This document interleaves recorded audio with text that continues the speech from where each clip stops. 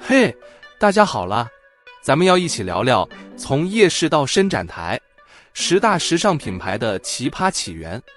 你是不是也跟我一样，平时逛街看到那些高大上的品牌，像是 Gucci、Chanel、Supreme 等等，总不可能是天上掉下来的吧？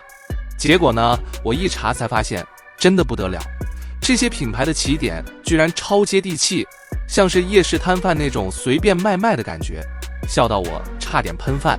不管你是时尚控还是路人甲，准备好你的爆米花跟饮料，咱们要从夜市摊位的吆喝声一路杀到伸展台的镁光灯下，记得订阅点赞。废话不多说，直接开讲，走起啦！第10名 H&M。 嘿，你知道 H&M 这家店吗？现在随便走进一家商场，10之8九都有它的身影。衣服便宜又潮，学生党的救星啊！但你有没有想过，它的起源其实超接地气，简直是夜市摊贩界的励志传奇。H&M 的全名是 Hennes & Mauritz， 听起来很高级，对不对？但它一开始可没这么洋气。话说在1947年，瑞典有个叫 Erling Persson 的老兄，他在自己家乡开了一家小店，名字叫 Hennes， 瑞典文的意思是他的。为啥叫这个名字？因为他专卖女装嘛，很贴心吧？但重点来了，他卖的不是什么高档货，而是那种超级平价的衣服，像是夜市里那种3件100的概念。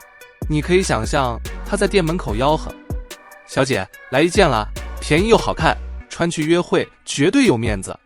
结果呢，这招还真管用，生意慢慢做起来。后来呢，他在1968年把一家叫 Moritz Whitfords 的店买下来。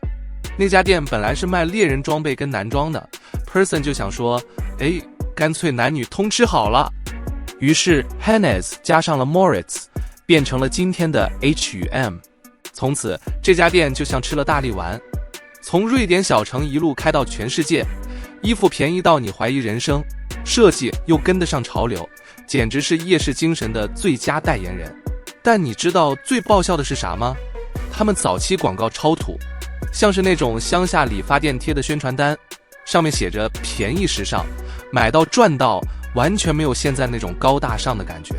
不过也因为这样， H&M 才能从夜市等级的路边摊摇身一变成为快时尚界的大佬，连 Beyoncé 跟 David Beckham 都帮他们代言过，超狂。第9名 Zara。 故事要从1975年讲起，有个叫 Amancio Ortega 的西班牙欧吉桑，他在自己老家开了一间小店，名字就叫 Zara。 听说这个名字是他随便想的，因为他本来想取 Zorba， 结果发现已经被注册了，他就说，哎呀，那就 Zara 好了啦，随便改一下就好。这随心的态度真的很夜市老板的 style， 有没有？一开始 Ortega 就是个裁缝，自己做衣服卖衣服，赚点小钱过日子。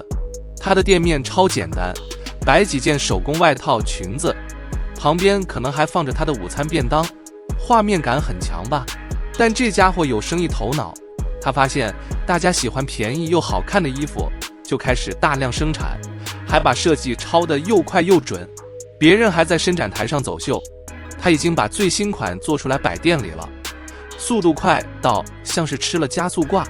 结果呢， Zara 从西班牙乡下杀到全世界，变成快时尚界的扛把子，连 H&M 都得敬他3分。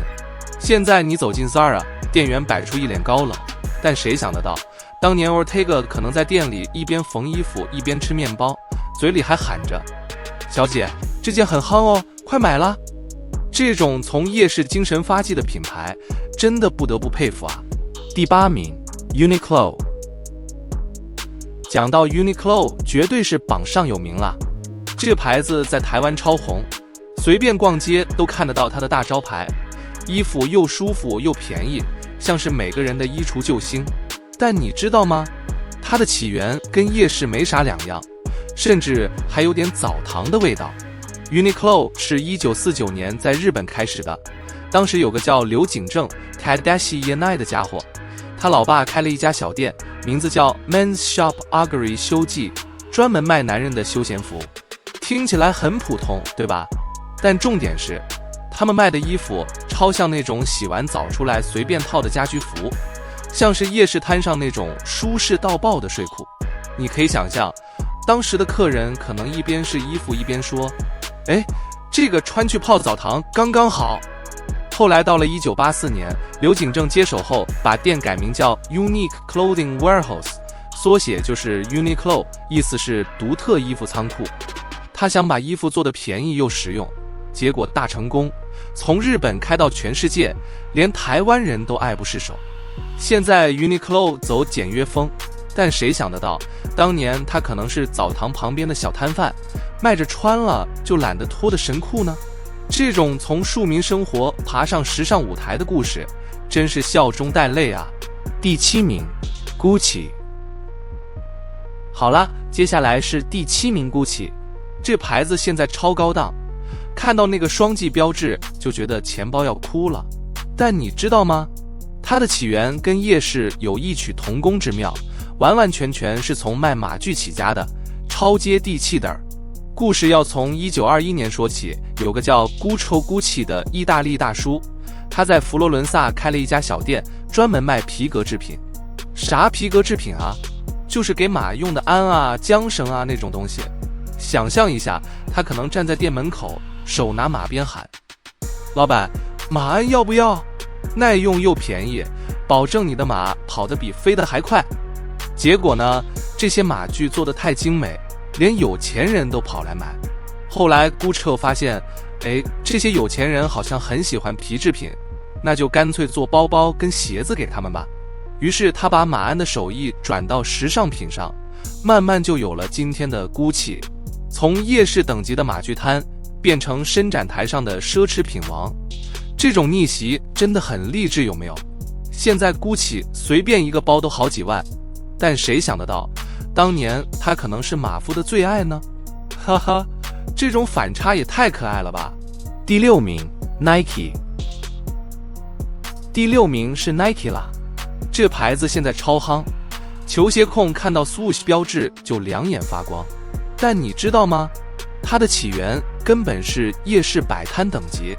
故事从1964年开始，有个叫 Phil Knight 的美国年轻人，他跟他的大学教练 Bill Bowerman 一起搞了个小生意。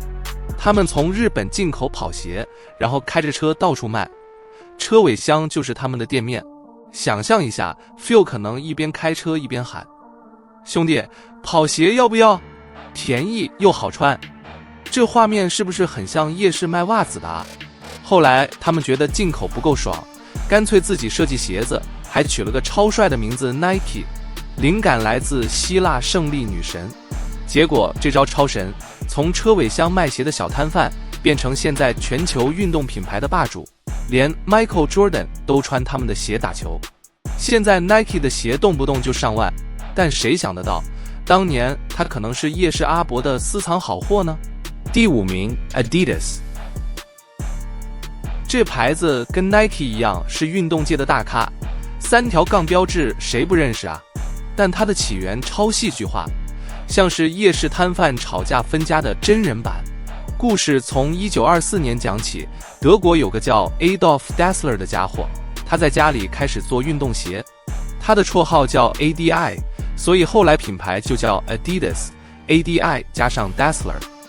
一开始他跟他哥 Rudolf 一起干，兄弟俩在妈妈的洗衣房里做鞋，超像夜市家庭代工，有没有？但重点来了，这对兄弟超会吵架，最后1948年吵到翻脸，干脆分家。Adolf 继续搞 Adidas， 他哥则去创了 Puma， 从此两兄弟变成死对头，连带2个品牌也一直 PK 到现在。想象一下，当年他们可能在夜市摊位上互瞪，一边卖鞋一边骂：“我的鞋比较好啦，你的烂死了。”结果这吵架吵出一个运动帝国，现在 Adidas 随便一双鞋都潮到不行。但谁想得到，它的根源是兄弟吵架的8点档剧情呢？太妙了！第4名 Chanel。 这牌子现在超高级，提到它就想到香水、小黑裙，还有那种贵妇气场，时尚界的梦幻一品，有没有？但你知道吗？它的创始人 Coco Chanel 根本也是从夜市等级的底层爬起来的。Coco Chanel 在1883年出生，家里穷得跟什么一样。小时候老爸跑路，老妈又过世，他直接被丢到孤儿院，日子苦到像是夜市摊贩卖不出去的滞销货。你可以想象，他小时候在孤儿院里穿着破破的衣服，可能还一边幻想，哼，总有一天我要穿得漂漂亮亮，让大家都羡慕。结果这梦想还真不是随便说说，他长大后靠自己拼出一片天。离开孤儿院后， Coco 先在小酒馆唱歌混饭吃，晚上还兼差帮人缝衣服，像是夜市里那种多才多艺的万能阿桑。他唱歌的时候可能还被客人笑，小姐，你声音跟鸭子一样，但长得挺可爱啦。但他不气馁，靠着缝纫手艺慢慢存钱，还认识了一些有钱人，终于在1910年开了自己的小店。一开始他卖的是帽子，超简单的那种，但因为他眼光独到，设计的又有气质，生意居然越做越大。后来他觉得帽子不够看，干脆做衣服，还搞出了经典的小黑裙，简单却超有型，像是夜市摊上突然冒出一盘米其林级别的炒饭，惊艳所有人。最厉害的是他那瓶Chanel5号香水，听说他挑香味的时候超随性，跟调香师说随便啦，弄个好闻的就好。结果这随便变成全世界女人的最爱，喷一下就觉得自己是贵族。现在Chanel是奢侈品的代名词，店里随便一件衣服都贵到吓死人。但谁想得到，当年 Coco 可能在夜市角落一边缝衣服一边吃着便宜便当，嘴里还碎念，有钱人真会花钱，我也要赚他们的钱了。这种从谷底翻身的故事真的很像连续剧女主角，苦尽甘来还自带时尚光环。 Coco Chanel 绝对是夜市精神的传奇代表。第3名 Louis Vuitton。 第3名是 Louis Vuitton， 简称 LV 啦。这牌子现在超夯，看到那个经典花纹就知道贵到炸，买一个包感觉钱包要哭3天3夜。但你知道吗，它的起源超朴实，就是个行李箱工匠的故事，很有夜市摆摊的庶民味。故事从1854年开始，有个叫 Louis Vuitton 的法国小哥，他在巴黎开了一家小店，专做行李箱。为啥做行李箱？他发现当时火车旅行超夯，有钱人出门都得带一堆东西，但是面上的箱子不是丑就是不耐用。他就想，这是个商机啊，我来做个又美又扎实的，保证他们爱死。结果他真的动手做，箱子不止防水还超轻，贵族们一用就上瘾。他可能在店门口摆几个行李箱，吆喝着，老板娘，出门旅行要不要一个？东西放进去保证不湿，摔几次都坏不了。是不是超像夜市卖锅具的大叔啊？但 Louis 的手艺真的没话说，他还搞了个独家花纹设计，就是现在 LV 标志性的 monogram， 听说灵感是来自日本浮世绘，超有文化味。他做的箱子不止实用，还变成身份象征，连法国皇帝拿破仑3世的太太都跑来订货，生意直接起飞。后来呢，他的儿子接手后把生意做得更大，从行李箱扩展到皮包、衣服，慢慢变成时尚帝王。现在 LV 随便一个包都好几十万，店员还摆出一脸高冷，好像你不买就对不起他们似的。但谁想得到，当年 Louis 可能在夜市摊位上一边敲箱子一边喊，耐用又好看，便宜卖你啦。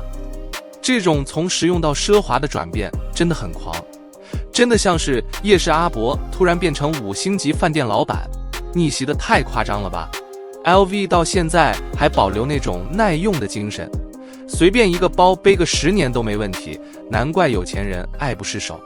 第2名 Versace。 这牌子超浮夸，金光闪闪的设计一看就很有戏，穿上它感觉自己立刻变夜店之王。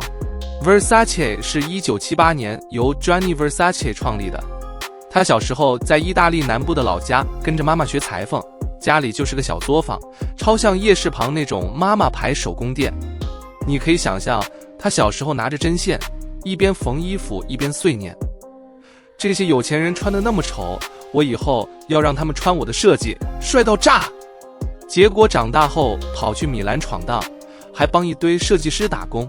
到了1978年，他终于存够钱开了自己的店，专做那种超夸张、超华丽的衣服，像是把夜市的灯笼裤放大10倍再撒满亮片那种 feel。他的设计灵感超狂，他还参考了希腊神话跟巴洛克艺术，衣服上满满的金色跟大图案，穿出去绝对是全场焦点。结果这风格大红，连 Madonna、Elton John 这些大咖都抢着穿， Versace 直接从裁缝小弟变成时尚界的雏儿。但你知道最妙的是啥吗？他早期的店面超小，可能跟夜市摊位差不多大，衣服随便挂在架子上，旁边还放着他的咖啡杯，超有生活感。现在 Versace 是伸展台上的常客，随便一件外套都贵到不行。但谁想得到，当年 Johnny 可能在夜市角落帮邻居改裤子赚外快，一边梦想着有天能让全世界惊艳呢。更别提他家的 Medusa 标志超有故事性，听说他选这个是因为小时候听神话故事听上瘾，觉得蛇女很酷，就拿来当 logo。 现在看到那个蛇头就觉得高级，但当年可能是 Johnny 在夜市摊上随手画的涂鸦罢了。这种从底层杀上顶端的剧情真的超热血， Versace 就是夜市精神的华丽复仇代表，有没有？第一名 Supreme。 终于来到第一名 Supreme 啦，这牌子现在超红，排队买的人多到像是夜市抢福袋。但它的起源超夜市，就是个滑板小店，chill到不行又超有态度。Supreme 在1994年由 James Jebbia 在美国纽约开起来，他本来就是个滑板迷，开店只是想卖点滑板装备给朋友，赚点零用钱那种感觉。店面超小，衣服随便挂在墙上，地板可能还有滑板留下的轮胎印，像是夜市那种随便买随便挑的路边摊。你可以想象他站在店门口跟滑板仔喊：兄弟 T 恤要不要？穿上超帅，买我的滑板可以跳得更高哦。他弄了个红白 logo， 超简单却超有辨识度，听说灵感来自艺术家的作品，但他自己说是随便设计的，好看就行了。这态度真的很夜市，有没有？一开始 Supreme 就是卖给街头小孩的东西， T 恤、鸭嘴帽、裤子，价格不贵，但因为限量发售，慢慢变成抢手货。到了后来，连 Kanye West 和 Justin Bieber 这些大明星都穿 Supreme， 直接从滑板小店变成街头文化的王者。最妙的是 Supreme 到现在还保持那种随性的精神，每次发售都搞得像夜市抢购，粉丝挤破头就为了一件衣服。这种从夜市等级的小店变成时尚神话的旅程，真的太狂了。Supreme 不只赢了街头，还证明了夜市精神也能称霸伸展台，绝对是第一名的最佳人选。好啦，从第10名的 H&M 到第1名的 Supreme， 这10大时尚品牌的奇葩起源是不是超有趣？从夜市摊贩到伸展台，他们用自己的方式证明，时尚不一定要高高在上，也可以从庶民生活开始。下次逛街看到这些牌子，会不会多点亲切感啊？快留言告诉我你的感想，我超期待的啦！记得订阅加点赞，我们下期见。